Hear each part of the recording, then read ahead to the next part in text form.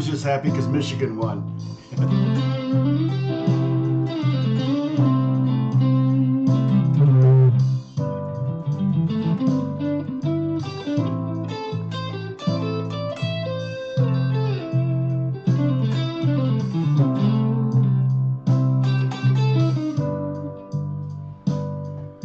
Look, my camera's aimed a little high. Let me see if I can adjust it a little lower. Kind of hard to do. That's better.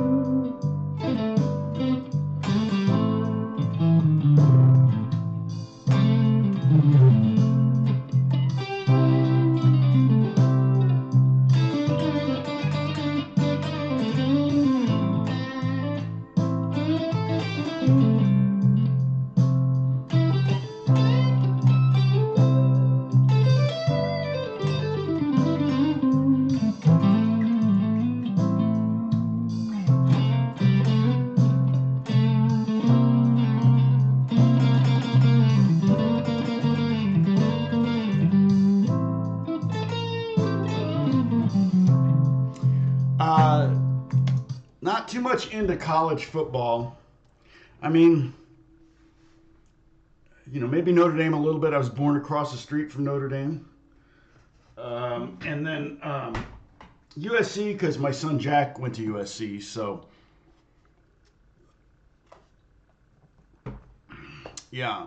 So, maybe a little bit of, you know, kind of rooting for him. But can anyone beat the SEC or Georgia or Alabama or, you know, whoever ends up on top down there? I don't know. I don't know. The Big Ten, everything's going to change too. USC is going to the Big Ten. Is that right? Is it going to be the Big 400 now? We're going to keep talking about ear training. I just left with this up, the pentatonic scale up. It'll come into play a little bit, but we're going to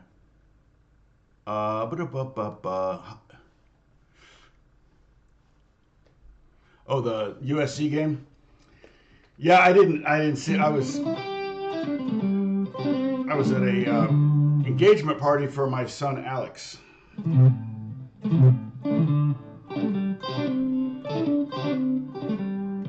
his fiance, Avriel. Yeah, I mean, like Alabama a couple of years ago, nobody could beat them. I mean, it's just whatever. I'm assuming, isn't Georgia and Alabama in the same conference? I really don't, like I said, I don't know that much about it. So, I don't know that, a lot of people on this live stream are into college football, especially in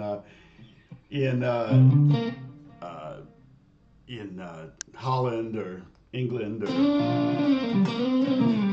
Scotland, Ireland.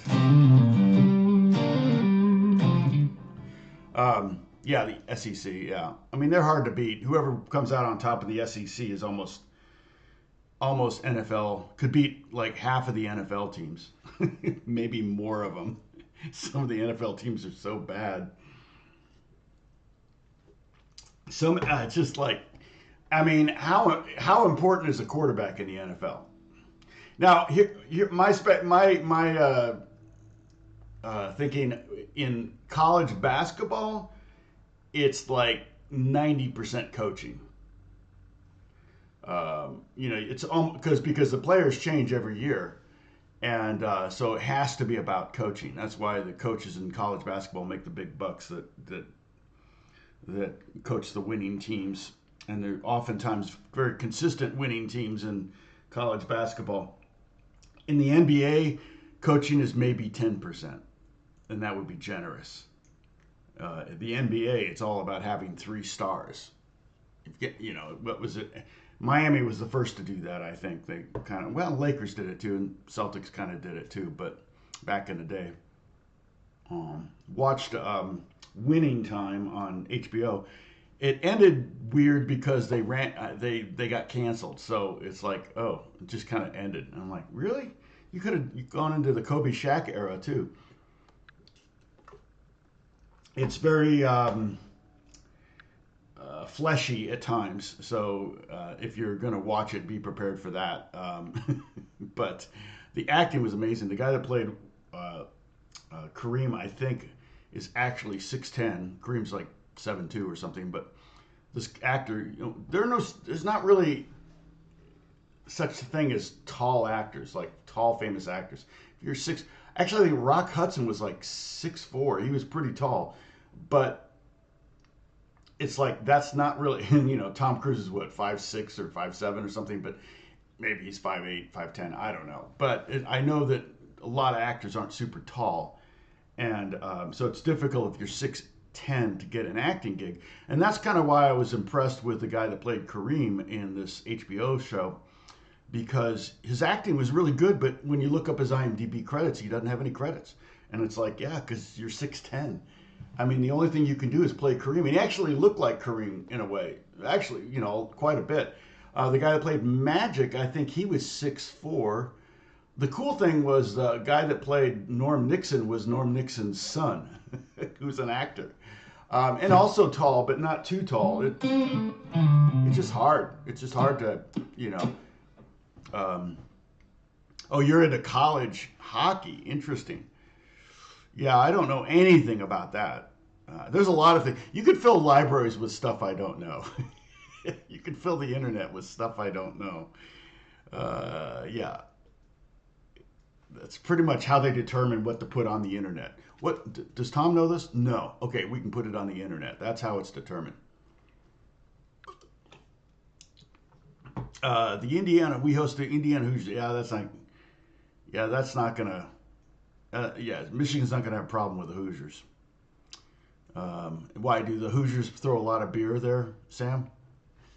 Is it gonna rain? Yeah, I don't even really follow. I mean, NFL, I just like to see good games. I don't really have a team anymore. Although when Brett Favre, when Aaron Rodgers went down for the Jets, I kind of was like, oh, I feel bad for the Jets. Maybe I should root for them. But why should I start rooting for a team that's got a huge deficit? So, although I think Aaron's coming back. Aaron's coming back sooner than later, which is amazing. Ohio State plays Purdue. Also not going to be a hard win. It's going to be interesting when the Big Ten gets that reshuffling. Are any teams getting kicked out of the Big Ten to make room for all these? Was it UCLA and USC joining? I don't know. I hear these things and I don't really listen to them. You know what I mean? Hearing and listening are two different things, which comes into our lesson. Working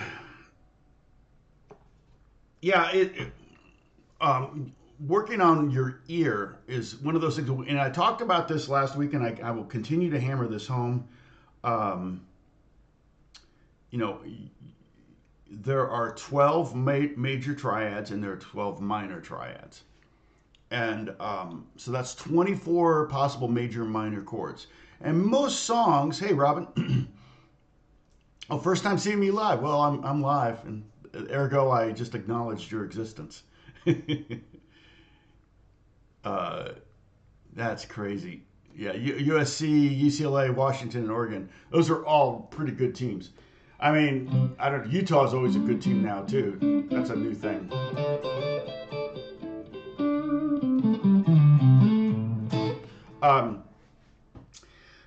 But you've got 12 major chords, triads, and 12 minor triads. And you can almost, no matter how jazzy a song is, you can almost always simplify a song down to just the major and minor triads. And a triad is just the three notes that make up the basic chords. If I were to harmonize, let's say I were to harmonize a C scale. I play C scale, C, D, E, F, G, A, B, C. To harmonize that, I could go up a third at the same time as I'm playing the 1. I add the 3. Like that. And I could also do it up an octave. To me, that sounds better than there. Both are correct. Played C, E, and then if I go to D, then I want to go to the next note in the C scale, which would be F. So now I have a D to F, which is a minor sound. We have major, minor, and if I go up to E in this scale, and I could do this. In fact, again, we talked about this with the pentatonic scales, learning the pentatonic scales up and down, up one string. Well, let's play the C major scale on one string. Okay, let's play it right here. There's C. 3rd fret, 5th string. One finger, just use one finger. Go up to the 5th fret, and there's D. We're just going up the alphabet. Go up 2 frets. Did I say go up 1 fret? Go up 2 frets. 5th fret. I said 5th fret. Go to the 7th fret, and that's E. Go to the 8th fret, you have F. Go to the 10th fret, you have G. Go to the 12th fret, you have A, just like the open A string. And then if you go to the 14th fret, and if you're on acoustic, you're going to have to do something like this. And there's your B, which is the 7th note in the scale. And then here's our root again, our 8th note in the scale, which is... And we talked about intervals, remember? We talked about a major second, would be that. A major third would be this. A perfect fourth would be this. A perfect fifth. Perfect sixth. I mean a major sixth. Major seventh. And an octave. Perfect octave.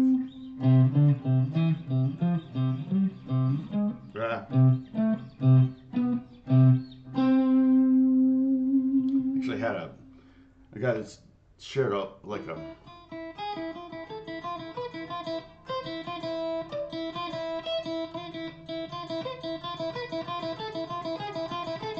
little classical guitar exercise.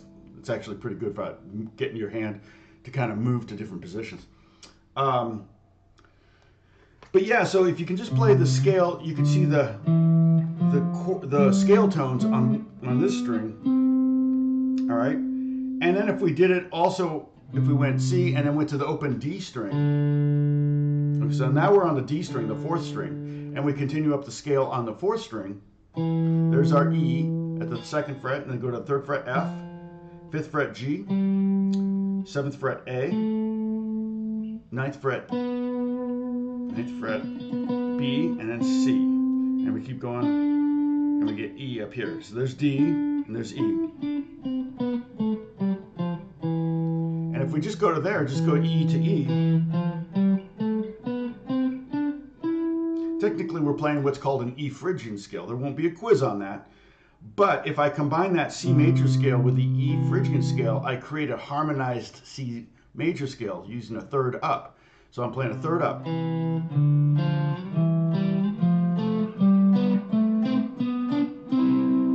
And what reveals itself there when we do this, and I'm going to go slower and we'll go note by note so you can get this down. Not that you need to be able to play this, but it's good to be able to start to see and hear these things. You'll notice that's a major third, creates a major sound. It's the beginning of our major triad.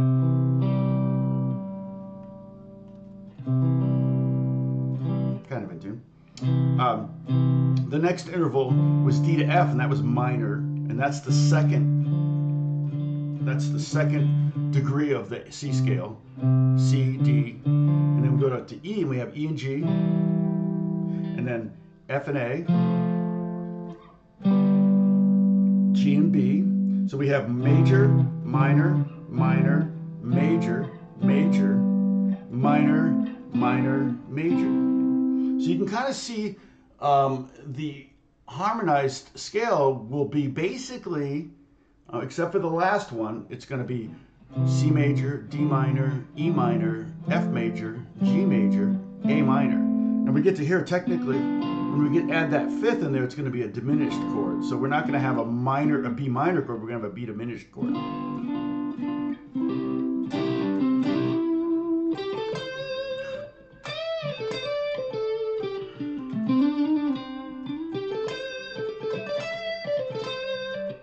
Were you having fires in, I thought you had a lot of rain in Scotland. I was watching the news on Scotland and it had a lot of rain.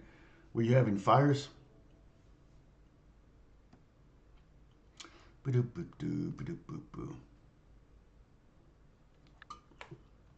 Neon, what's going on? Bruce is here. Let's see. Holly is here. Oh, we got a good showing. Is it a holiday? Is everybody home? Is it Columbus Day? Yeah, subs are at 125. That's pretty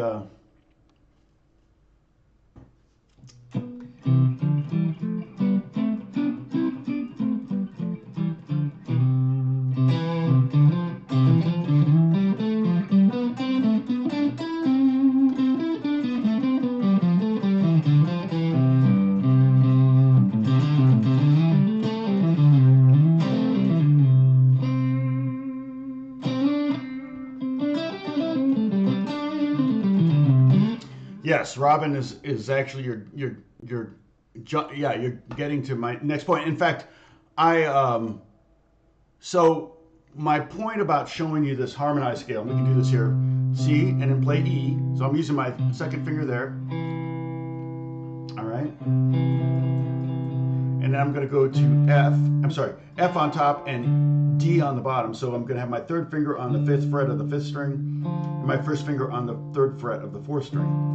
And I just slide that up 2 frets, and there's how you harmonize the E note in the scale with the G. And then we're going to go back to that major interval, major third here. Captain third and major third. Then just slide that up 2 frets, and that's the 5 chord. And then we go up to A and C, and we get the A, basically the first 2 notes of an A minor triad. Okay, so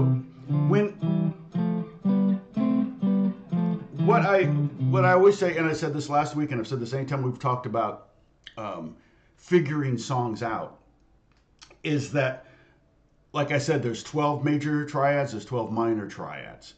But if you know what key you're in, you can eliminate 75% of those chords.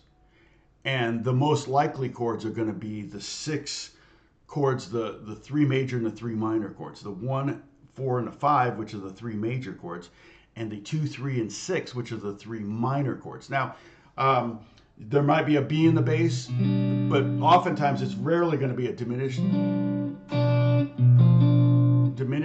triad. It's often going to be like a G over B or something like that, and then C. So the chords in the key of C would basically be C, D minor, E minor, F, G, and A minor. And then you might go, G, like I said, G over B. You could do it. Someone said, you must never play heavy metal because you didn't mention the diminished chord. And I'm like, well, I play a lot of heavy metal, but yeah, and a lot of heavy metal doesn't use the diminished chord, but whatever. Most doesn't.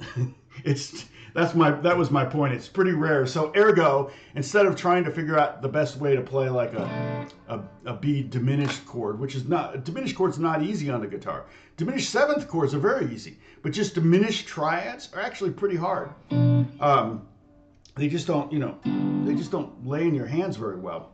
And it's really hard to play like a 4-string one or a 5-string one. But the more common application of the root note B in the key of C is going to be that leading chord G going to C. All right? So that's my little spiel there. Okay, so once we've eliminated it down to those 6 chords, then it is oftentimes all about finding the bass note, listening for the bass note. So Holly, when you Robin, I mean, when you transcribe songs, do you mostly listen to the bass motion, figure out the chords? Yes. I'm having trouble separating the bass from the rest of the song. Well, one thing you can do, I did this, is you can always turn the treble down. Do you think you can do it on your phone? I think you can do it on, oh, we're getting messages. What do we get? What's going on?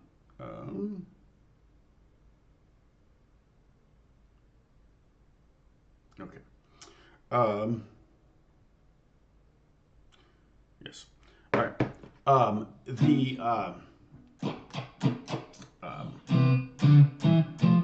if you turn, like, for example, let's say I've got this track here.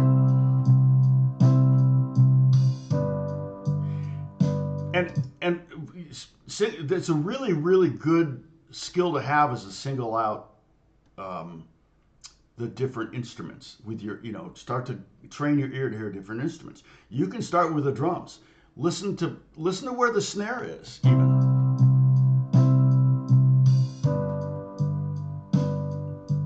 One, two, three, four. And sometimes when you go, okay, I hear the snare. All right, now let me remove that from my brain. Now I can listen to what's the kicks doing.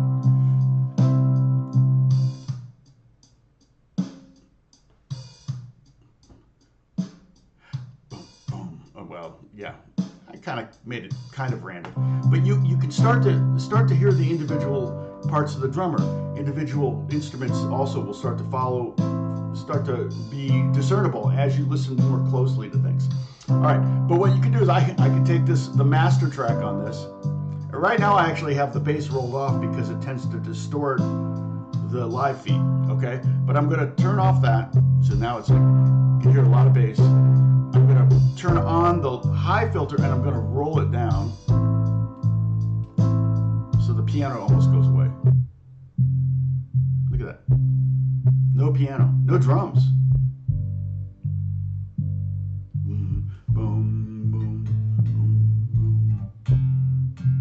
Okay? This is a very simple chord progression. It's in the key of C. C, G, to A, to F. Okay, now what do we do with that information? All right, now I'm going to go back to the way this was. All right, now with that information, C, G, A, F, we can assume at this point, we may be wrong, we won't be, but we can assume at this point that what's being played by the bass is the root of every chord. May not be the case, but in this case it is. So if we're playing C, that's the one chord is major. Oh, okay, so that's a C chord. Then it goes to G. Well, in the key of C, C, D, E, F, G. 1, 2, 3, 4, 5. The 4 and 5 are both major, so that would be G major. Okay, and then it goes to A. That's just 1, 2, 3, 4, 5, 6. The 6, the 1, the 2, the 3, and the 6 in any major key. Every major key is going to be minor, are going to be minor triads. So it's not A major, it's minor. Now you can try. See, that's kind of one of the things. Is like, okay, all right, I hear the bass now. So is it?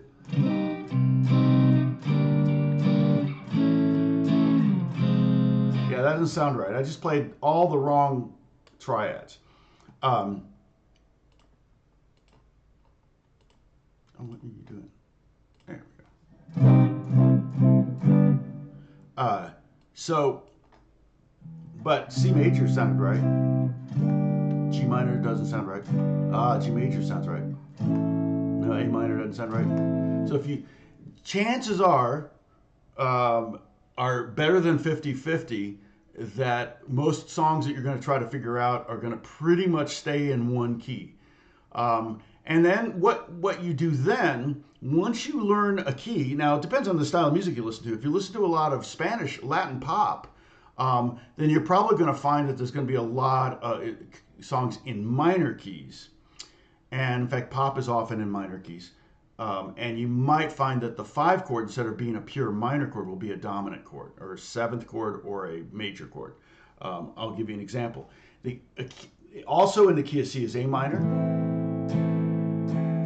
Oh.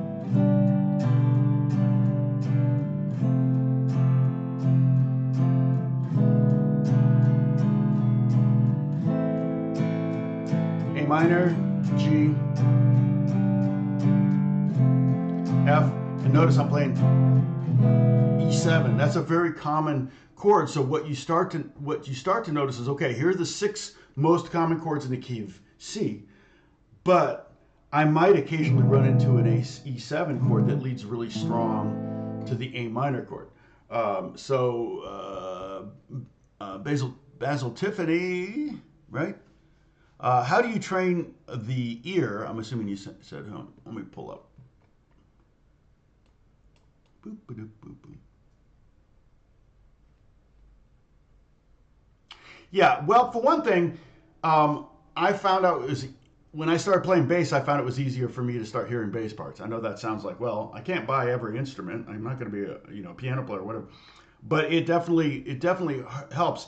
And there's kind of a prevailing sound. And like I said, if you just roll off the treble of a track, you can probably it'll by itself will isolate the bass for you so you can figure it out. I really, really recommend figuring out things yourself though and not going and trying to find the tab online.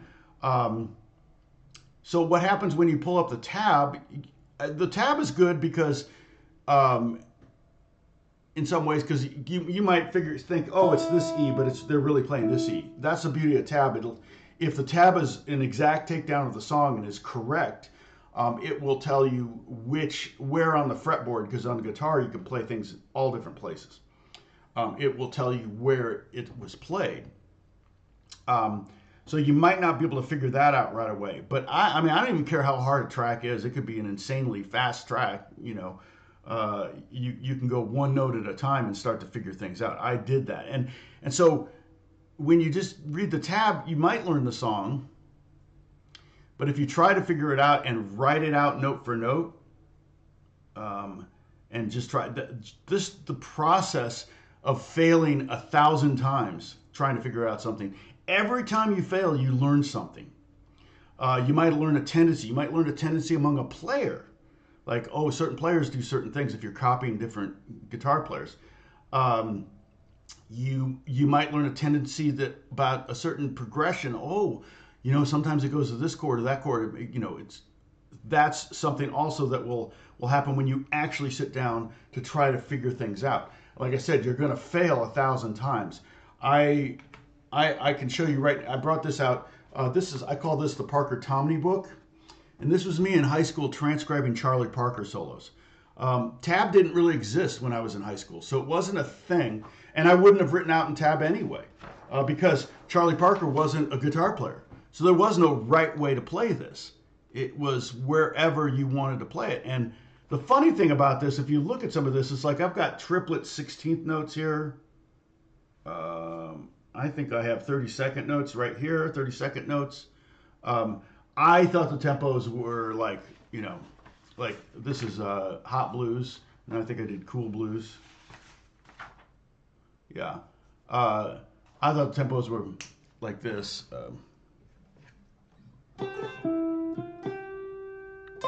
Let's do it.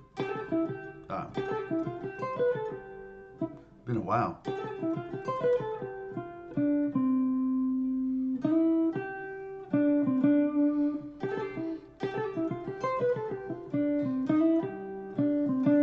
So that's the opening lick to Cool Blues, and I thought the tempo was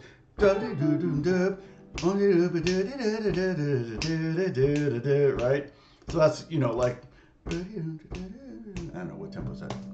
It's probably 108 or 120 maybe. And it was probably faster than that. It's probably really fast like that. But I was totally wrong on all that. So I've got all these 16th notes, triplet 16th, 32nd notes. They all should have been 8th notes, triplet 8th notes, and maybe some 16th notes on it, because the tempo is like.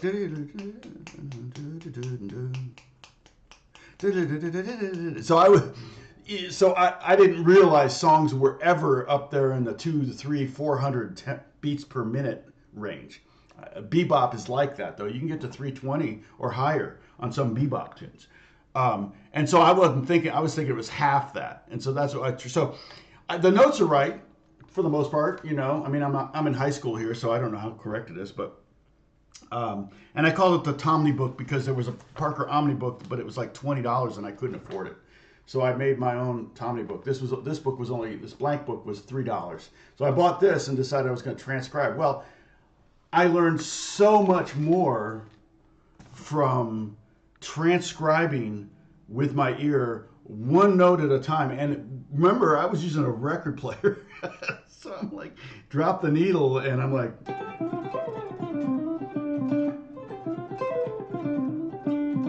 I'm like, oh, I'm getting that first up, I'm like, oh, there it is, and then get the next note, one note at a time. A lot of patience, and so it's easier now with digital. You can stop things more precisely. You can go back, like when I got like 4 bars in, 5 bars, 6 bars into the song, I'm like, okay, I need the beginning of bar 7, and I drop the needle down. And I'm at the beginning of bar 2, and I'm like, I gotta wait all the way through to get to bar 7. So you can see it's like um, it's like the um, uh, it's just the tenacity of sitting down and trying to learn something, and hearing it a million times, you start to pick it out. Okay, easier to pick out like top line instruments. Like it's always easier to kind of figure out melodies and solos like saxophone, things like that, in some ways than harmony. Harmony was always more difficult. Like what's the chord progression? I did write out chord progressions on these. Yeah, so I must have figured them out.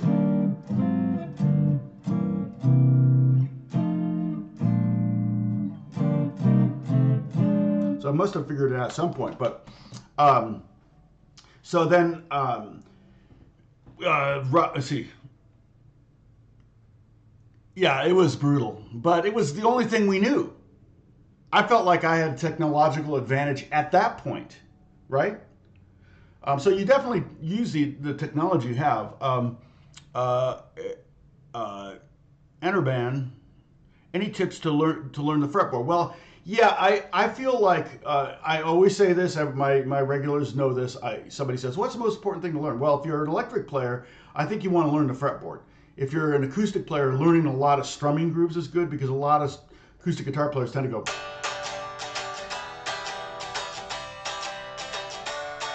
Okay, now I'm going to play another song for you. And now I'm going to play another song for you. It's the same groove. So learn a lot of different grooves. That way you're more interesting to listen to. With electric players, I really suggest learning the fretboard. And the way I did it, and I think part of it, like what I was just saying earlier, and I don't know if you were here for that. I'm going to call it, what am I going to call you? Enterband.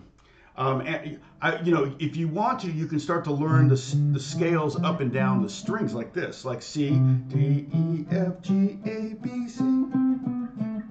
But what happens is it's the same pattern when you do C sharp, so you may not learn the notes. Okay, so what I did was I had a little box, a little jewelry box, a little cardboard box, probably something my mom got jewelry in or something, and I cut up little pieces of paper and I wrote on them all the notes: E, F, F sharp, G flat, G, G sharp, A flat, A sharp, B flat, B, B, C, C sharp, D flat, D, and D sharp and E flat, and basically had 17 notes. You have 12 notes, but there's a lot of enharmonic notes. Enharmonic means two different names for the same note. Like this note is both F sharp and G flat. If I said, what note is this? And you said G flat, and somebody else said F sharp, you'd both be right, okay? But it's good to know the names of notes by both their names. You could also do C flat and B sharp if you want, but it's not really very common, so I wouldn't worry about that. Yes, see, Robbins, that's exactly what I'm talking about. Yeah, I have a whole bunch of I have a whole series playlist on strumming grooves, so you can learn a bunch of different strumming grooves there. I'm not sure how many videos I have in that playlist, but one of the ways that I do come up with new strumming grooves is to imitate drummers. So try to make your groove sound like a drummer, whether it's with snare hits or emphasizing the low strings or with a kick or whatever. To emulate the kick, it's just like try to make it sound, almost think like a drummer in some ways. And then if you want, you can also sit down and come up with all the permutations, all the different variations of 16th notes and 8th notes, and see what you can come up with. So we'll talk about that too. But so yeah, so isolating the bass note, that will take a little time. Now, here's the other thing: if it's a bass line, like nope, I'm thinking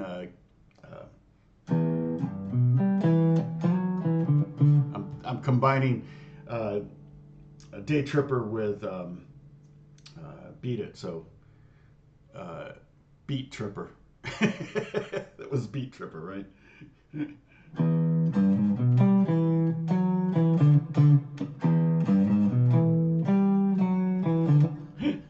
Whatever. So the if it's a line like that, that's not going to really reveal. In fact, some songs are just built around bass lines, and there's competing. Like I'll use "Beat It" as an example. There are competing parts, and there's kind of a prevailing kind of E minor. When it lands on that D note,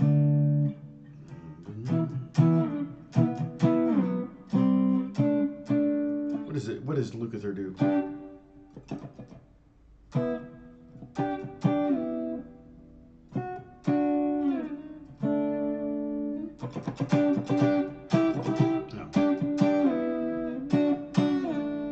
Something like that. I can't remember the part. So kind of what's going on there harmonically, it sounds like kind of like a like I said, you can break songs down into simple major and minor triad. So that might sound like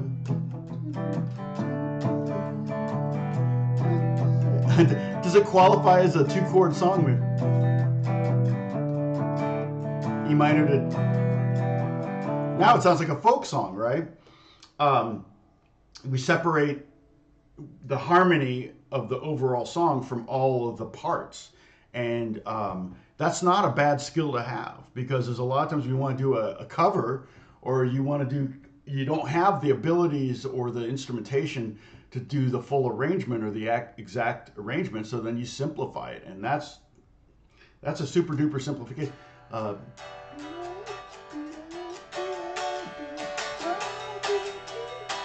They sing so high.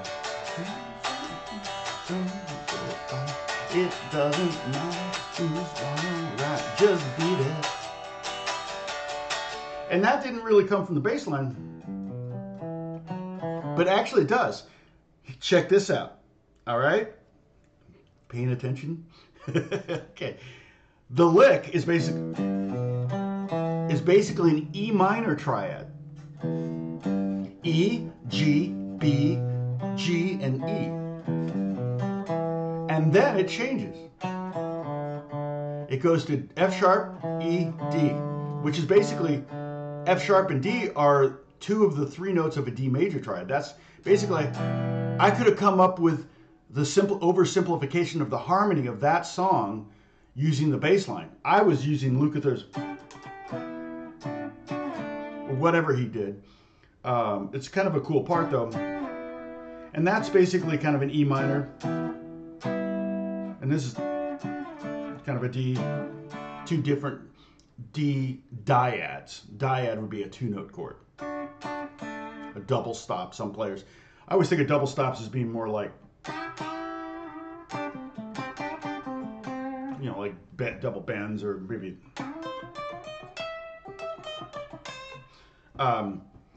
So you can actually simplify a song and go, okay, the harmony of that song is E minor to D. And then that might help you go, okay, because what happened when, I'm sure the bass line was the first thing that they had. Michael, I think, wrote that bass line. Lukather came in and played it on bass, played it on guitar, and then came up with this. Came up with that part, or something like that. And he did that based on. Now there may be keyboards in it too. There may be, my head's not remembering the keyboard parts, but there may have been pads already there, and it might have been really easy to go, oh yeah, that's E minor to D. But I could have arrived at that by analyzing the bass line, the riff, the main hook. And whoever played keyboards probably did that. So, Michael's in.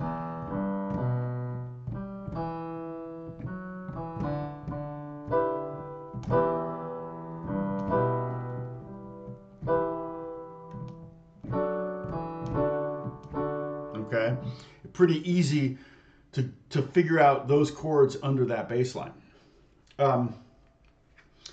So that then Luke kind of came up with his part based on his knowledge of the fretboard. Okay, so now back to yeah, Beat Tripper.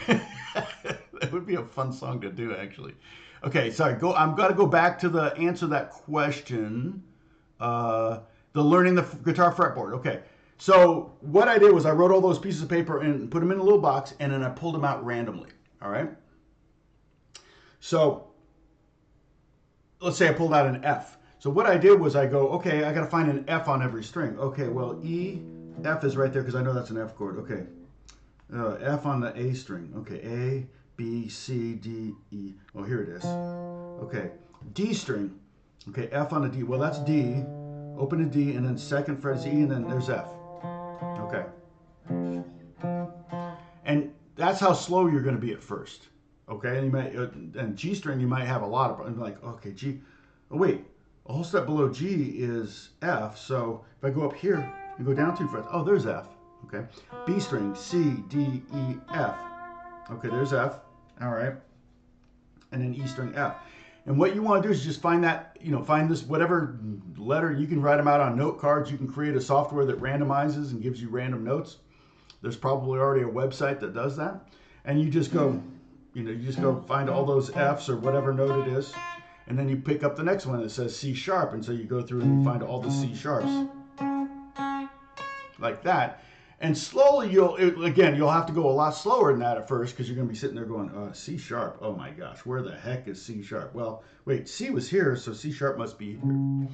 So you can learn the fretboard that way. That's how I did it. And there were holes. I mean, there were like times where like E flat, where the heck is E flat on the G string?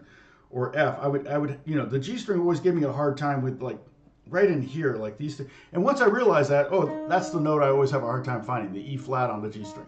So, okay, Sam, with double stops or dyads, 2 notes are played together. Inversions are always total of the number 9.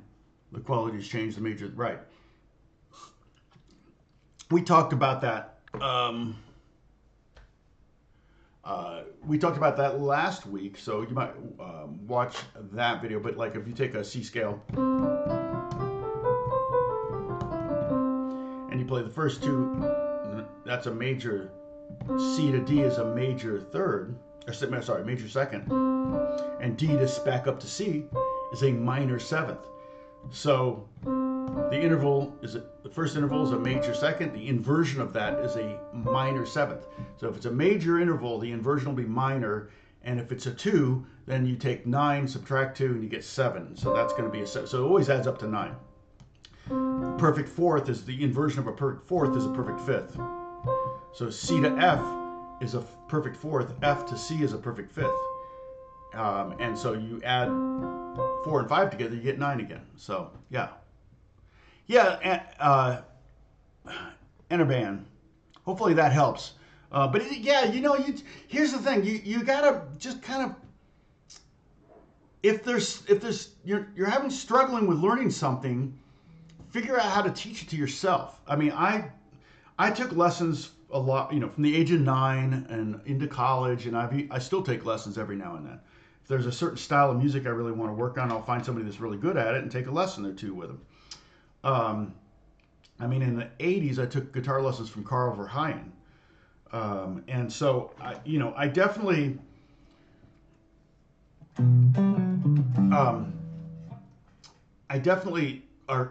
sought out teachers, but I think my best teacher was me, because I would do things like transcribe Charlie Parker solos, entire songs sometimes. I mean, Scrapple from the Apple. I mean, I can't believe all the 16th notes on there. It's crazy. That's one of my favorite. What was this one?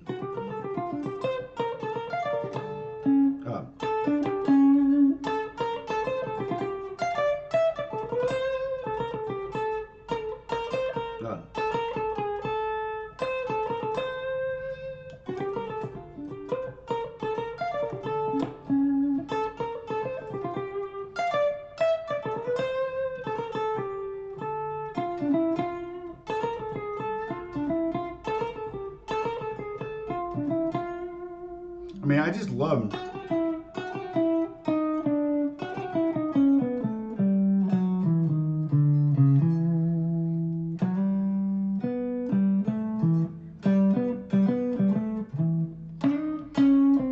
it's just such good stuff. Charlie Parker was so brilliant. The way he played through chord progressions that were ripping by so fast. I just don't know how his brain worked. He was a genius.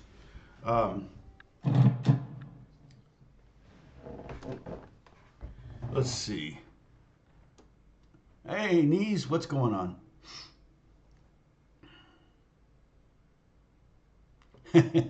You're delaying going to work, huh? Well, I understand that. I think I was late to this lesson. So, yeah, if you can start to hear bass lines, and so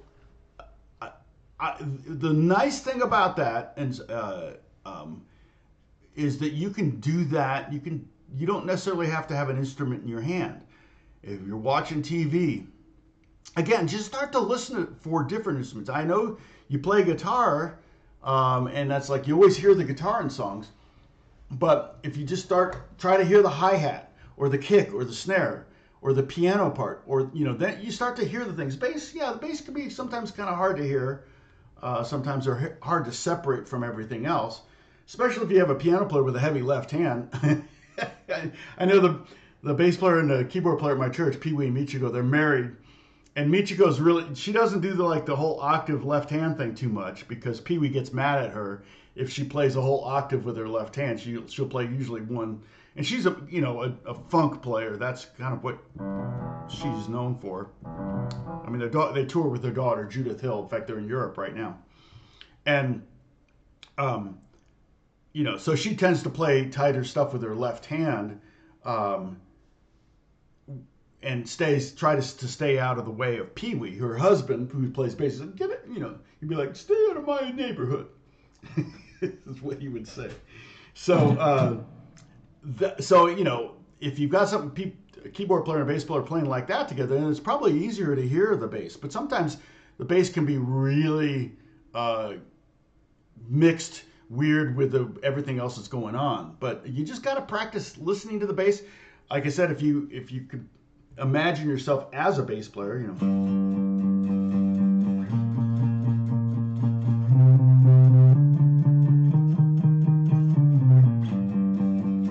you're probably going to start to hear those things as well. Just like you can hear the guitar players easier now because you play guitar. But if you kind of pretend like you're a bass player, spend a day just playing bass lines.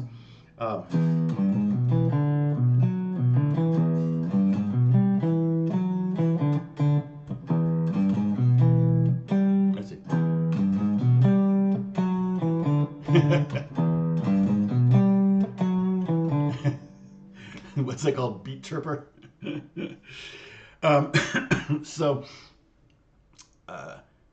Yeah, you need AI to separate. Yeah, no, if AI does everything for us, we don't learn anything.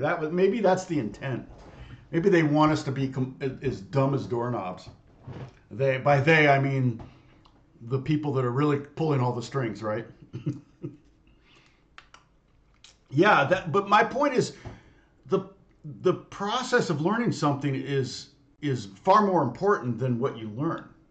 And so, transcribing bass lines, one of the ways that I learned to read and write music was by transcribing stuff. I learned how, rhythm was like, I learned what these symbols meant as I was trying to wait, how do I notate this? And I'm like, oh, I've seen that before. You'll start to write things out. So I'm now the reading music thing. We've had this discussion many times. I feel like if you're not going to use it, you're going to lose it. You could spend a lot of time that ultimately be wasted learning how to read music. And if you're not going to be in scenarios where you have to read music, because I do a lot of studio work, I'm literally reading music all day long. So I get music sent to me by composers, and I don't think there's any secret here.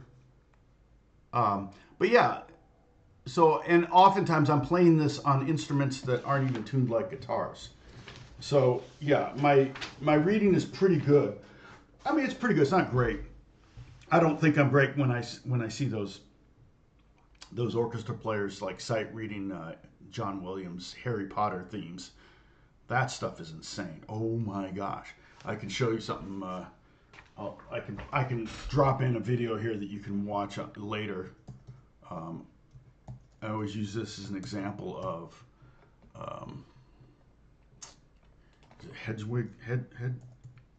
Hedwig's theme score. Yeah, Hedwig's. So I think this is what I want. Eyes. I'm not gonna let it play because I don't want to get a copyright strike. But check this out. It's basically one of the themes from Harry Potter, and I'm going to mute it. It has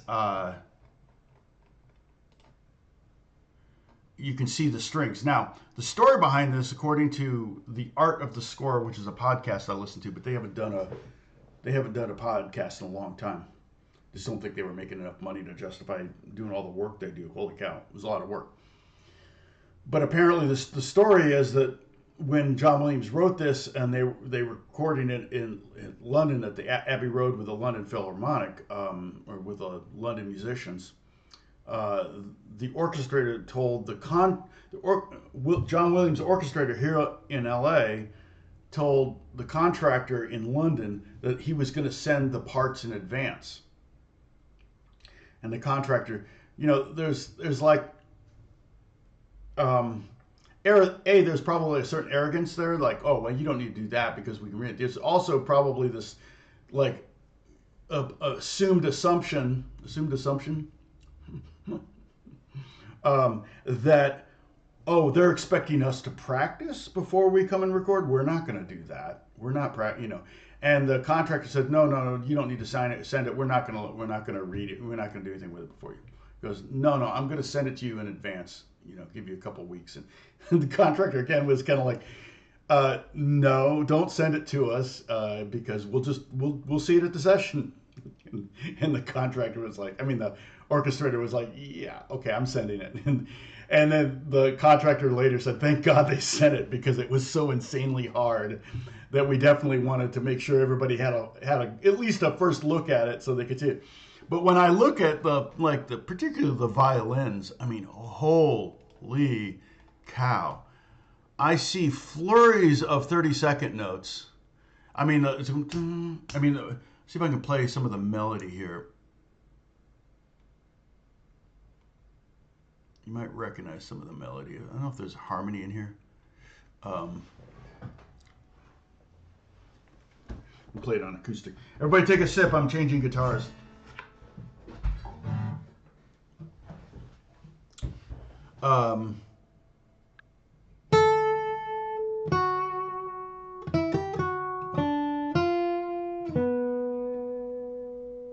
That's the theme.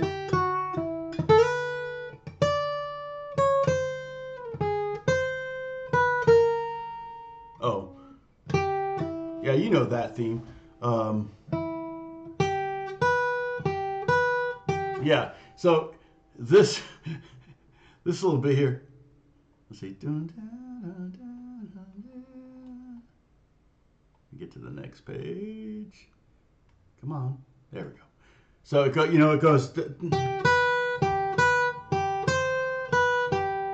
And then goes. No, wait. That alone is just kind of unpredictable. Oh, it's playing. Sorry. Where was I? Stop.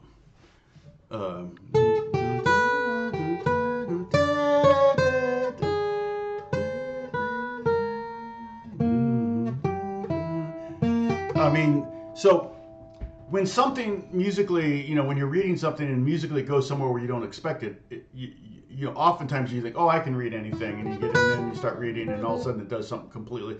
Austin Wintry, one of the composers I work for, has cured me of that, of falling asleep. Anytime I'm reading anything he's written, I've got to pay attention because he doesn't repeat anything twice. But the melody is a piece of cake compared to the string phrases the accompaniment underneath it. And I mean, it is unfreaking believable when you see this. If you want the beauty of it, so they on this, it's the score, and then they highlight it in yellow so you can see the melodies. And I love that. Like if you there's what's it called, annotated scores or something like that of the Star Wars theme. You can see how John Williams took the melodic theme, goes from the from the trumpets to the French horns to the oh, why is it playing? What the heck? I didn't hit play. Okay. To the cellos, to the violins, to the flutes. You can follow. It'll highlight the different string. I mean the score in yellow, and you can follow where the theme disappears to, because you don't realize that there's an overall theme, and it keeps getting moved from instrument to instrument to keep it interesting. If it was just always the French horns playing the theme, it wouldn't be very interesting. Williams picked that up from a lot of people, but Beethoven would do it that all the time. But like, oh my gosh, so like, what's this? This is just.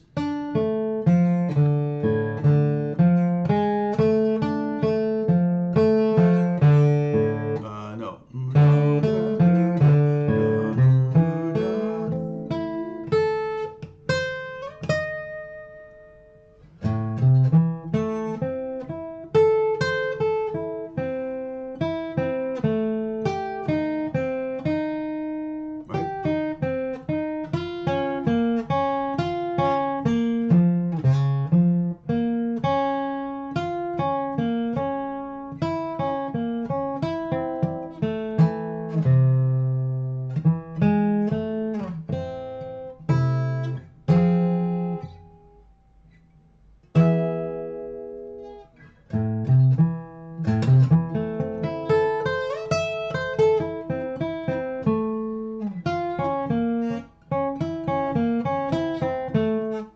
It's such a great reading exercise.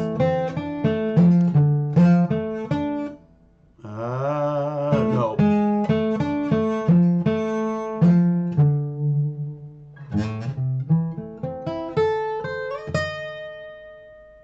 It's such great reading exercise to read those violin parts. I actually had my mandolin out, and I was reading some of the lines from Vivaldi's Four Seasons, because it's just, I was listening to it in the radio coming back from Pasadena, and the other day, I guess last night, and it was like, oh man, I want to play that on, I want to see how it lays on mandolin, because mandolin's tuned like a violin. I mean, these string players are just, I'm like, that's got to be easy on mandolin, and it's not. I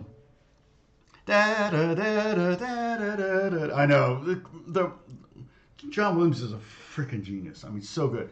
I love going to see the John Williams night at the Hollywood Bowl. That's always a lot of fun, where they play a lot of his best works. And man, those string players, they have to be on game. They know it because they've done them before, but they bring in new ones every year.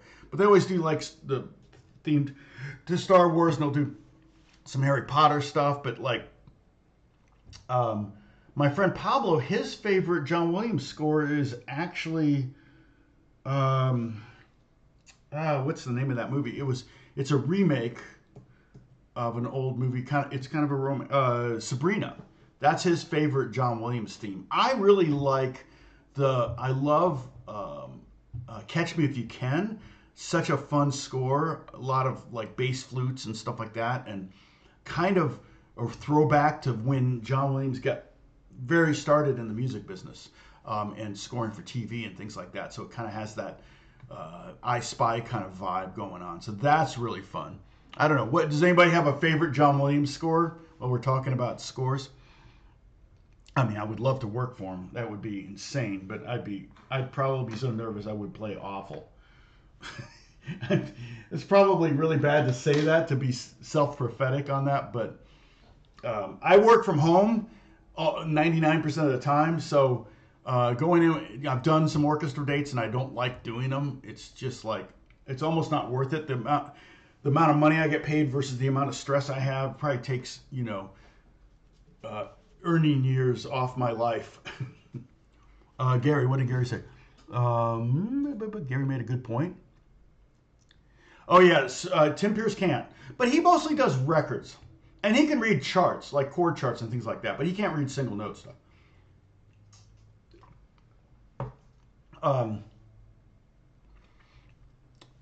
Yeah, no, there are a lot of players. Well, yeah, there are a lot of good musicians. George Benson's one of my favorite guitar players. He can't read music. If you're an artist, it doesn't matter. Where you need to learn how to read music is if you want to do session work, or if you want to be in a pit band, say, like if you want, if you want to make a living as a guitar player in any town, the more skills you can have, and particularly with guitar players, if you know how to read music, you're eliminating a lot of competition. You could be in a town like Springfield, Missouri, and there may be a small repertory theater there that has, that does musicals, or and they want to do a Vita, and I mean that I've read Evita, and it's not an easy book. It's actually a 2-guitar book, I think. I subbed on it, which is the stupidest thing to do. You have to put all the work in for like 2 nights or something, pay like $200. I've learned to say no to what's my favorite Hans Zimmer score?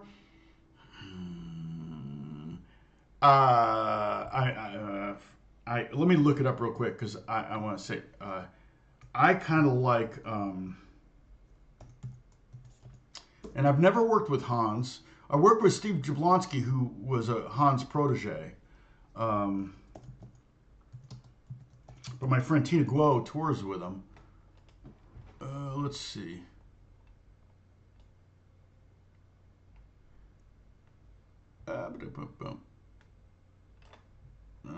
Compose it. No, that's right. Okay, let's get rid of that. Get rid of that and just say compose it. All right. Why are you not loading any composers? Weird. Okay. Let me just pull up.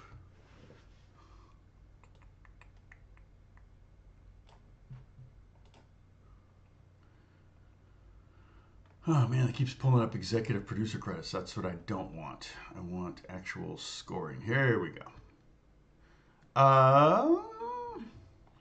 We did Top Gun Maverick. I forgot about that. That must have been fun.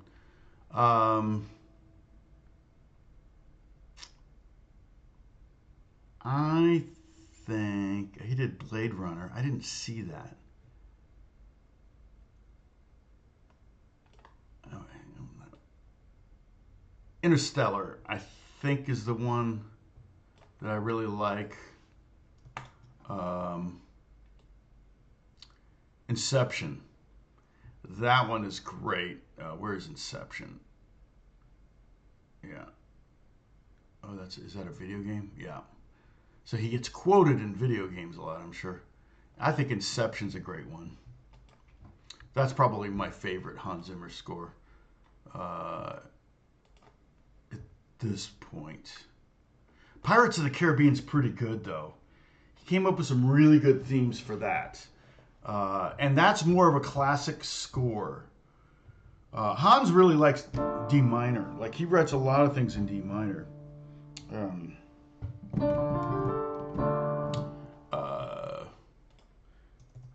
Let's see, Pirates.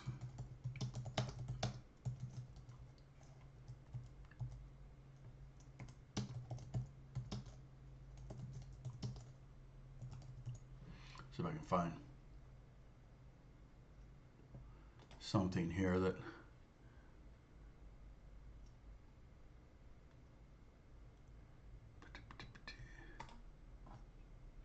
oh, that's really hard to see. Probably intentional. Oh yeah, well look, here it's funny because oh man, that's big. Let me see if I can make it smaller. Is this a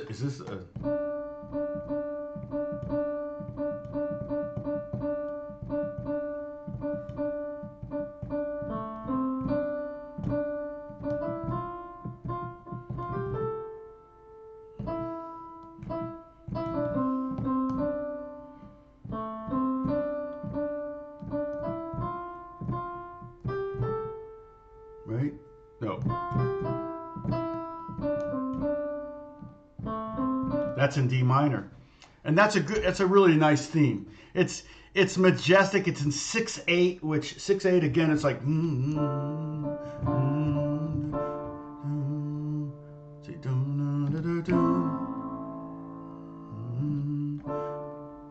it's kind of going basically D minor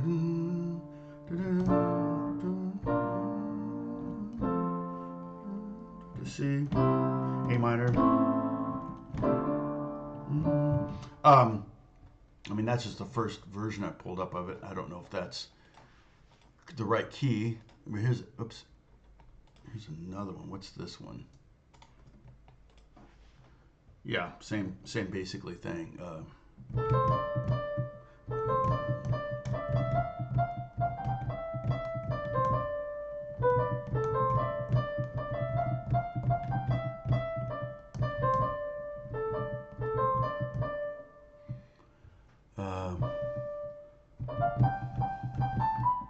Oops. Very, very simple in a lot of ways, but it sounds like composers have this ability, because remember, it's always fun to watch a movie without the music and go, wow, it's kind of not very good, or they do this always with the John Williams thing at the Hollywood Bowl, where they will play a scene like from Indiana Jones without music, and then they'll put the music in there, and it's like a totally different scene. And there's an energy, and there's a drama, and there's an intensity, that the images can't generate inside you, and the music puts that drama inside. It's like the drama's on the screen, but it's just sitting there. You add music to it, and all of a sudden it projects the drama into you, and that's what I really love about film scores and film scoring and all that. I wish there was a radio station that just played film scores. There are all sorts of podcasts and playlists, or iHeartRadio probably has one. I should probably do that in my car, but I'm hardly ever in my car. So, the John Williams 1979 Dracula score was an earworm in my head for a while after seeing it. Interesting. Schindler's List is a great score. So solo violin, such a great. Again, that's the concept. Like with Hans Zimmer theme here,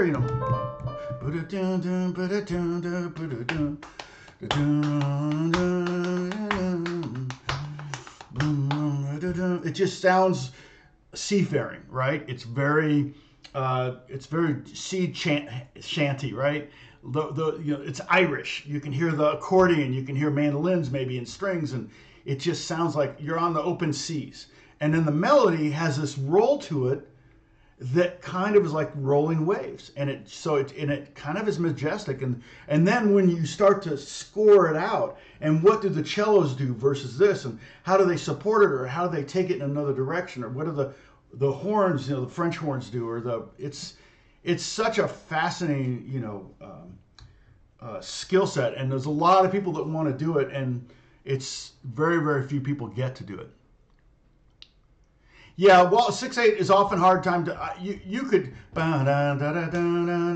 you could count it as 1 2 3 1 2 3 1 2 3, but it's written in 6, so I'm assuming it's a 6/8 1 2 3. It's kind of like if there's a prevailing 2 feel. All right, if it's a big boom boom, like when I play in 6/8.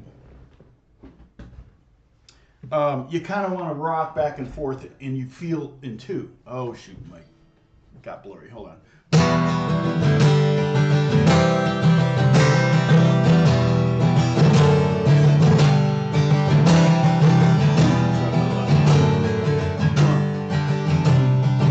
One, two, 1, 2.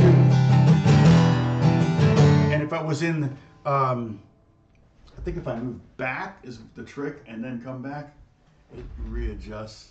Is that what I learned last time I did this? I know if I go in, it just makes it worse. My hair kind of looks like a pirate right now. I have pirate hair.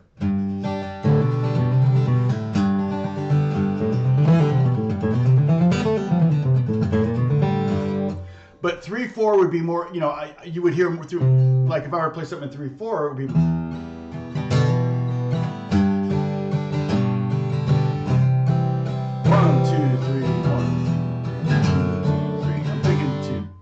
almost thinking giant ones instead of giant 1 and 2. Like with 6/8, I'm hearing like a 1, 2. Come on, camera. Sorry. I leaned into the camera and it just, okay, let's do this. See, it's focused there instead of here. Ah, there we go. That usually doesn't work. But yeah, you can, a lot of times you hear something in 6/8. I can usually tell a difference between 6/8 and 12/8's another one. It's like, usually 12/8 something like,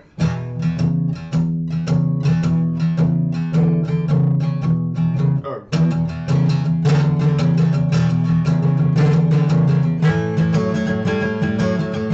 like a Chicago shuffle would be 12/8. Da, da, da, da, da, da, da, da. You can usually determine by listening to the hi-hat. 1, 2, 3. If they got 1, 2, 3, 4, you would never count 12/8 as 1, 2, 3, 4, 5, 6, 7, 8, 9, 10, 11. You would never do that. You might count 1, 2, 3, or you might say 1, 2, 3, 2, 2, 3. That's even hard to say. 3, 2, 3, 4, 3, 2, 3. But yeah.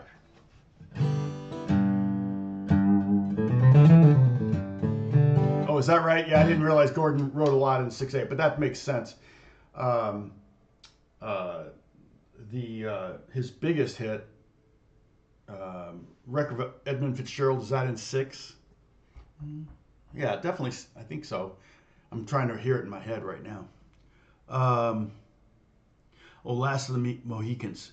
That's Hans Zimmer, right? Yeah, that's a good one.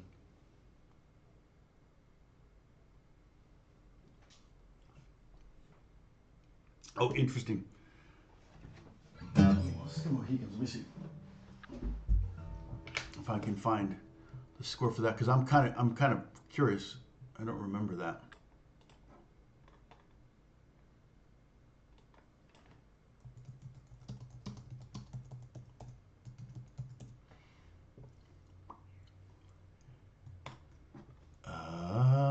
This one is in 3/4. Oh wait, who wrote it? Is this it? Let me just see if I can find it.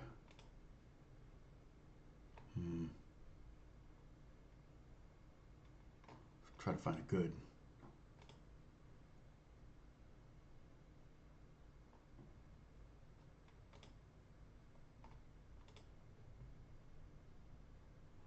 That looks like, what is that? Is that the bass? Oh, yeah. Not gonna let me see it. I get it. That one says 6/8. I don't know. Trevor Jones. Is that who did it? I don't even know that name. And this one's, that's weird. This one says 12/8.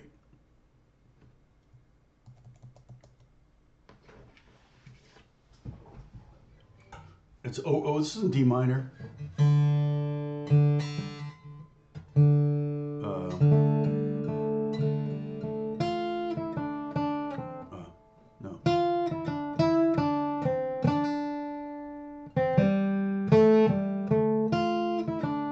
Is that right? No.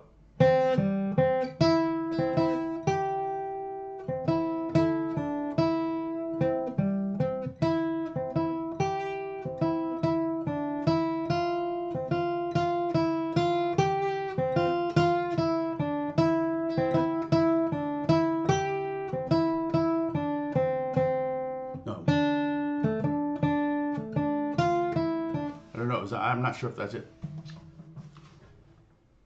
Oh, Trevor Jones. Okay, yeah. Why don't I know that? I don't think I ever saw that movie. I'll have to check it out.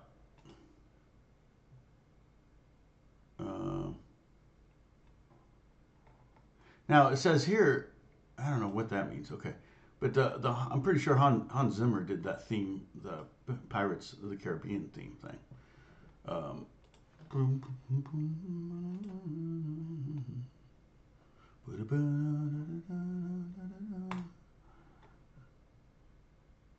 It's not showing me like.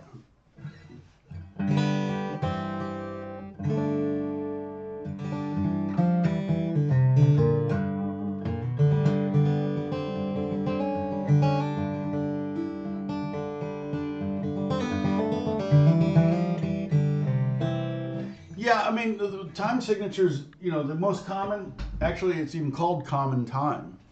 If you see just the letter C at the beginning, it means 4/4. That's the most common. Most Beatles songs are in 4/4. Most rock songs are in 4/4. Rick Beato will do videos about songs in weird times signatures because it's unusual. 5/4. Like if you think about Take 5 by Dave Brubeck, that's in 5/4, and it's probably the most common way to let's see. No.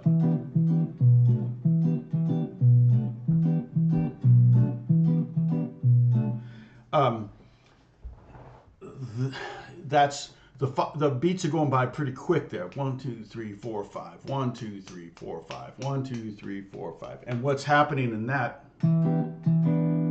is in the first 3 beats, he's playing an 8th note to a quarter note and an 8th note to a quarter note. And then he's just playing 2 quarter notes. So if I add an 8th note and a quarter note, and an 8th note and a quarter note, so I take those 2 quarter notes, that's 2 beats. I take those 2 eighths, that equals 1 beat, and I got 2 more beats left over, and that's the boom chuck. All right, so that's 5 beats. It's just a weird way. And the other thing that's happening there is you've got 3 beats technically of E minor 7 and 2 beats of B minor 7. But you get to the point where you don't even hear it in 5/4. I did a whole movie score where every cue was in 7/4. And I'll tell you, after 2 days of that, I'm driving home and I'm listening to the radio, just a regular rock station, and I'm hearing songs in 4/4, and they sounded wrong to me. 7/4, I'm trying to think. I can't even think of a song in 7/4. But I'm sure they're out there. Let's see.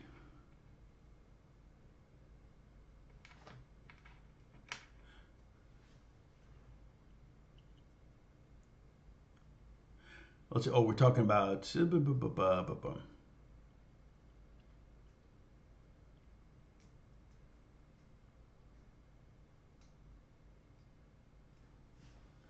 I'm sorry. Sesame Street theme. Yeah. Da, da, da, da, da, da, da. Well, the funny thing about that is who wrote it? Who wrote the Sesame Street theme? Is the Fred Sanford theme was written by Beth and I. We would go when we were house hunting. We would one of the you're going through the house and you're going upstairs. You're in the bedroom. Checking out the bedroom. You look out the window and if you see the neighbor has crap everywhere, and Beth would just start singing the Fred Sanford theme, like his junkyard. It was like his junkyard. And that was kind of our code that okay, the neighbor is a slob, may not want to live there because you might have a rat problem. Anyone who's ever lived next to something like that knows what I'm talking about. The Sesame Street theme.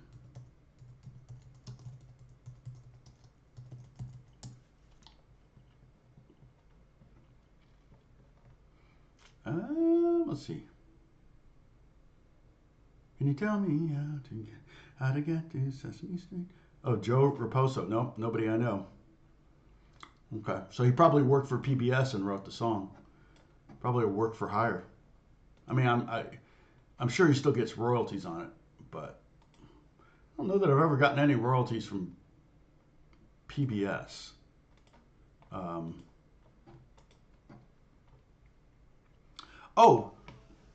Juan, I think you're right.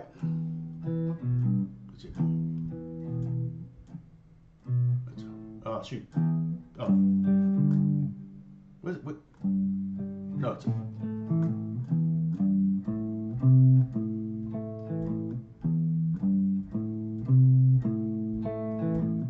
You're right.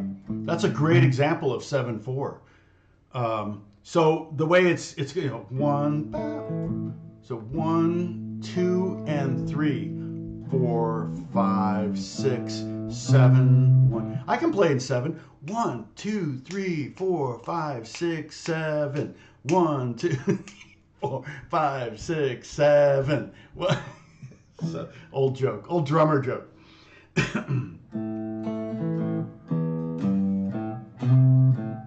Yeah, that's insane. And it definitely has a weird feel to it, but once you're into it,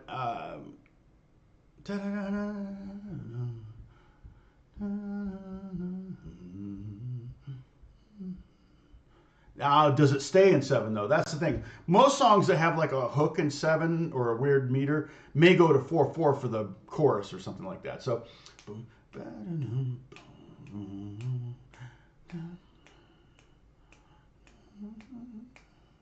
I'd have to sit down with a count it out as it. Yeah, it's definitely in 7.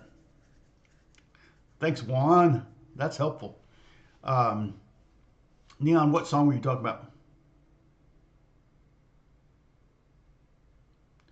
Oh, okay. Not Being Green. Okay, good for him. That's some. Those are some good credits. Three's Company's still airing, so he's still, or his family's still seeing royalties from that.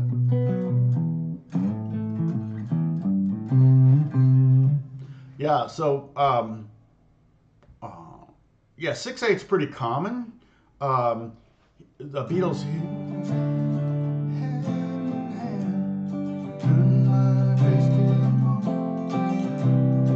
If she's gone, I can't go on being a star.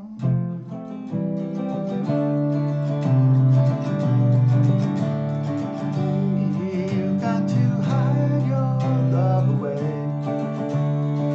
John Lennon really liked that. I think, hey, this is Christmas.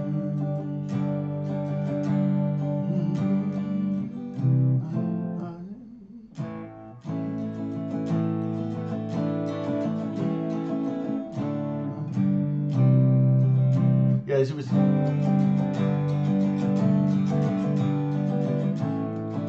He War Is Here, or right, by John Lennon. That's in 6/8. I did a video on. I can drop it in. John Lennon's favorite strumming groove. There were 3 songs that well-known songs of his that were in 6/8. Let's see.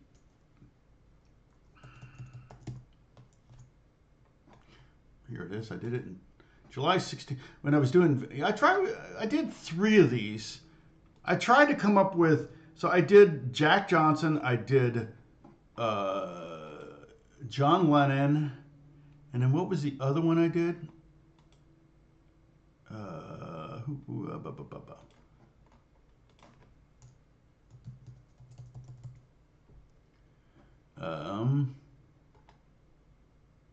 Neil Young. Yeah, he tended to do that.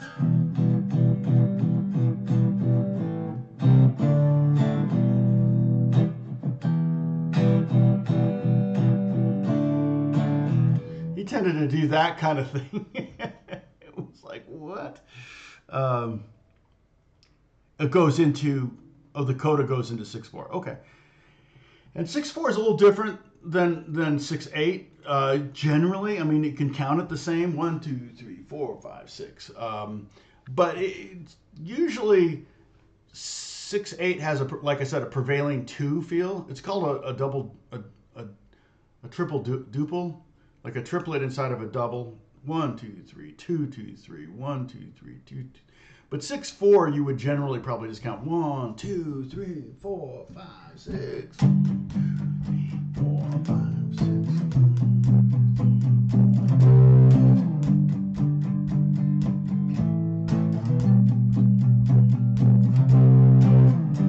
And you might not even notice you're in 6/4. But what I did there was like 4 beats of one chord and then 2 beats of another chord. If I broke it up into 3 of each, it might feel like it might feel more like a 6/8 kind of thing. But let's say I do, like, it's got to load. Get rid of that echo. back the gain. Is there a distortion?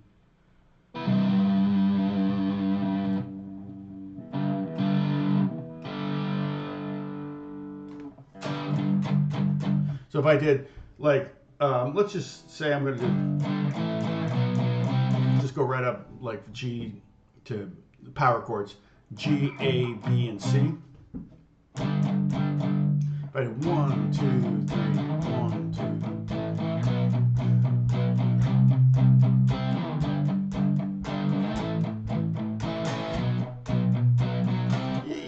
You might hear 3, 4. But to 6/4 might imply that you're doing something different. So maybe I play 4 beats of one chord and then 2 beats of the next chord. So like.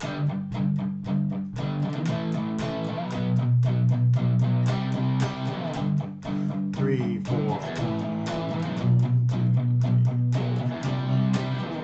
That might be more like 4/4. I mean, more, yeah, you might actually, you could play it like 4/4. Boom, pop, boom. Oh, dang it. What? Again? Okay. Now, is that going to work? Oh, it did. I can't believe it worked. Is it because I leaned out of the picture and it focused behind me? Hilarious. All right, I've got stuff going on today I've got to kind of get to, but we worked a little bit on the ear training thing. Again, it's like, you know, you want to realize that. So what you want to try to do is you want to try to learn the main 6 triads in most keys. One thing you can do here. Well, here's a trick too. Like on the guitar, figure out what key do you think you're in? What's like the last chord? If the song were to end and you were to end on a big chord, what would that be? Would it be a C chord or an A minor chord, or would it be F sharp or whatever? That's most of the time that will tell you the key. Not always, but a lot of times that will tell you the key that you're in. So if the last chord sounds like it should be a C chord, then you're probably in the key of C. Okay, now you use your music theory knowledge, which you may not have, but if you start to learn your chord theory, then you know that C is the 1, D minor is the 2, E minor is the 3, F is the 4, G is the 5, and A minor is the 6.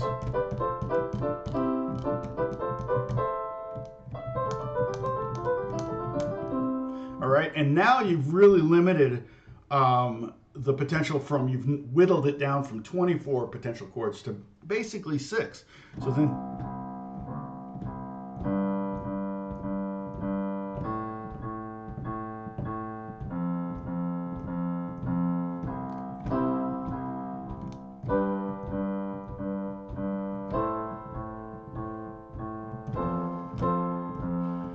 you can start to hear, you can rule out, you're going to basically get 6 notes to choose from. And then, so if that's the bass line, then you go, okay, well, the first note's probably C. Let me see if I'm right. Okay, yeah, that sounds right. Okay. Oh, it's the 5. So you can start to, I'll go down to G here. And then it goes to, just goes up. Oh, there, A. Okay, that's in the key.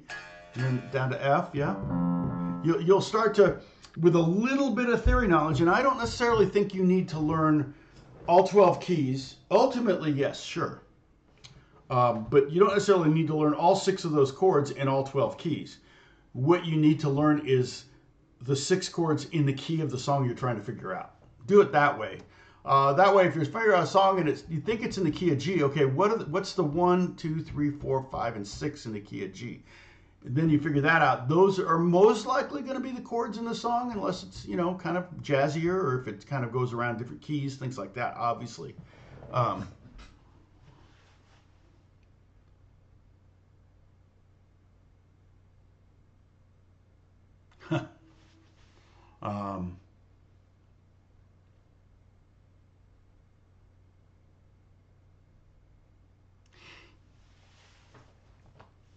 Yeah, a great place to start is a pentatonic scale, and you can do a lot of things with a pentatonic scale. I really like, if I play like a F B flat major 7 chord.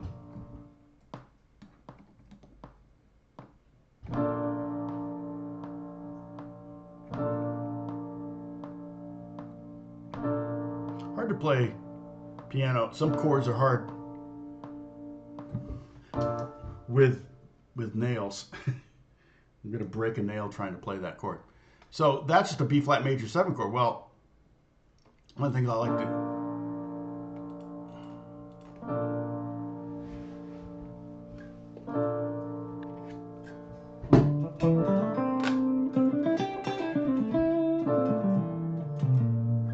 play like an A minor pentatonic over that and create a very Lydian sound. Anyway, I don't want to get too deep into the weeds there.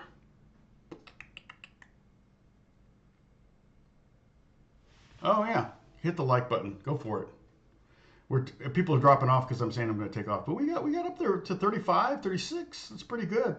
Must be because I think some people are off today. We had a lot of newbies too. That was nice. And we haven't had trolls or bots in a while. That's been nice too. Yeah, Juan. I mean, Juan's been here before. I've seen Juan. But Robin, I think, was new. And then there was somebody else that was asking some questions. But yeah, always happy to answer questions. And I do tend to get sidetracked. But yeah, so and you can start working on your ear by trying to figure out single note stuff or melodies. A little easier to hear a melody and try to figure out. You can just start working on your ear, like melodies that are in your head, like Happy Birthday. You can start doing that. The other thing you can do too, I suggest oftentimes, I do it more in my head than I do it in person, but like over, say, this progression here.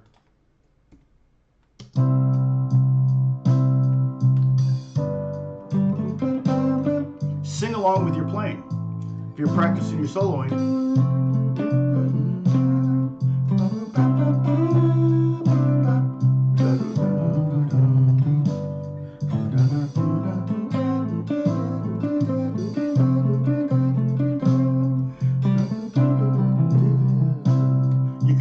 You'll start, what'll happen at first, you'll go like, da, da, da, you'll find it, da, you'll be delayed. You'll sing after you play, but eventually, and then eventually you go in your head. You go you start to hear things in your head, and you translate them to the guitar, and it's like a 3-stage thing. First you sing what you just played, delayed, like and then you get to the point where you can sing it at the same time, because you know what it's going to sound like. And then you get to the point where you're creating melodies in your head, and then you're playing them. And that's the zone you want to live in, ultimately. Oh, great. I'm glad, Robin. Oh, yeah, everybody here is pretty chill. And you can join the Discord link, and there's a lot of stuff up there, all my diagrams and lessons. I mean, since we've been doing the COVID lessons since 2020, we're at lesson, what is it, 312? 322. So I did it for 60 days. I did it every day of the week. And then I went to 3 days a week. I went to 2 days and 1 day. So, yeah, I've been at 1 day a week for a while now. And we're usually Mondays. I think last week we were on Tuesday, right? But yeah, because I had a prior obligation. So, and that always happens. In fact, I've got one coming up that I know I'll be gone on that Monday, so I won't be able to be here online anyway. So, all right. Yes, Anerban. Nabrana backwards. Yeah, so anyway, okay, I'm going to take off. Everybody, thank you so much for tuning in. Next week, I'm not sure what we'll talk about. We'll see. You can always post. I'll try to check out the Discord this week if you have something you want to learn.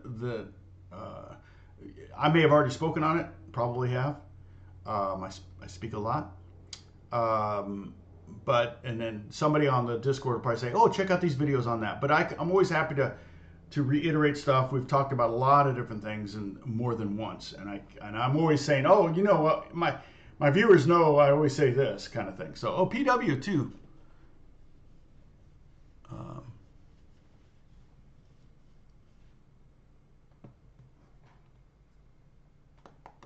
What's PWS? What were you guys talking about?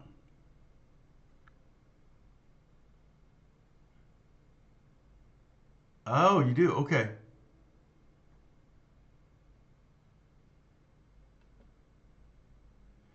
If anyone is into mystery, the theme song for Inspector Morse and the sequel stories are in 6/8. Yeah, my wife loves the PBS. Oh no, the she loves the BBC mystery stuff. She just devours that. I'm sure if it's that's one of the shows, I probably heard the theme. Um, yeah, it's not easy being green's a great song. It was a fun song. He probably wrote the lyrics and everything. That's less and less common now, man. There's like 7 writers on every song today. All the new songs, pop songs and stuff. Um, okay, Juan, we can talk about my practice regimen. You know, the thing was though, Juan, I knew that when I was 15, I wanted to be living in Indiana. I knew I wanted to be a Los Angeles session guitar player. So I read every interview I could about guitar playing, you know, session work and things like that. Tommy Tedesco had a column called Studio Log, and he would post a chart and he would talk about sessions and things like that. You can look it up if you go to Tommy Tedesco's Studio Log. You can see those. Tedesco, and that you know that was something that I read every month voraciously. You know, like, oh man, okay, I think I can do this. And he said, yeah, you really. And I would look at the chart and I go, oh, okay, that's hard. How would I do that? And so then I would make a study out of that. So a lot of my learning came from figuring out how to learn, because there was no school for being a studio guitar player. There is now, which is kind of stupid, but there wasn't when I was growing up, and so I kind of had to make my own school.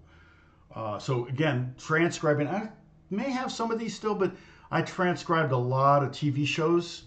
Like I would cassette record them with my little realistic, you know, Radio Shack cassette deck, record Magnum PI, and then I would transcribe the guitar parts, and then I would keep the cassette and the charts, and then I would put the cassette in and try to sight read the charts along with the music and all that stuff.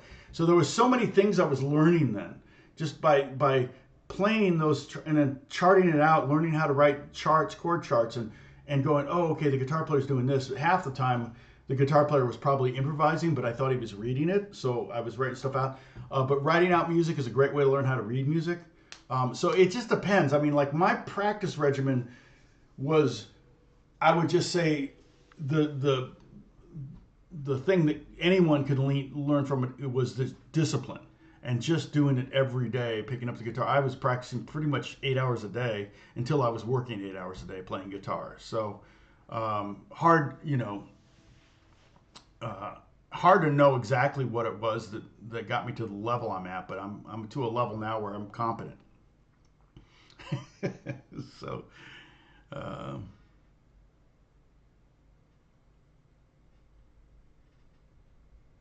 yeah, the internet does make it easier, but ultimately you're not gonna learn as much. I don't think you're not gonna learn as much as if you don't just, you know, you can have the. I mean, I wish I had iTunes back then because it was a lot easier to go back 5 seconds or forward 5 seconds than it was with a turntable. So that kind of thing, and with a cassette deck I could do that. But sometimes I would record the album onto cassette so that I could go back and forth a little easier on the cassette. Um, for transcribing purposes. But usually I just kind of put the record on and started working on it and figured out things and figured out solos. I remember having to learn solos for my band and stuff. You know, I always wanted to, if I could, do the solo off the record, and so that was just part of what you did, you know. But I think that when you get the tab and you're just like, oh, okay, that's where he played it. You know, you're all that trial and error. Like I say, you learn a lot more from mistakes than you do from successes. That's true in everything. And so you want to make sure that when you like, man, that's not quite right. What did I do wrong? And you figure what that is, and you learn a lot more from that process than you would just from having someone, oh, here's how you do it. Oh, well, that was easy, you know. Because ultimately it's like, well, what then at that point you're just playing something that somebody else created. My goal ultimately was always to be a creator, not just a player. And that's my life is kind of 50-50 on that. You know, half of my job is creating music, and the other half of my job is playing music. I like doing both, but the creating might not pay today, but it pays continuously. So, and then the session work always pays today, but then nothing generally on the back end. Sometimes you get back in.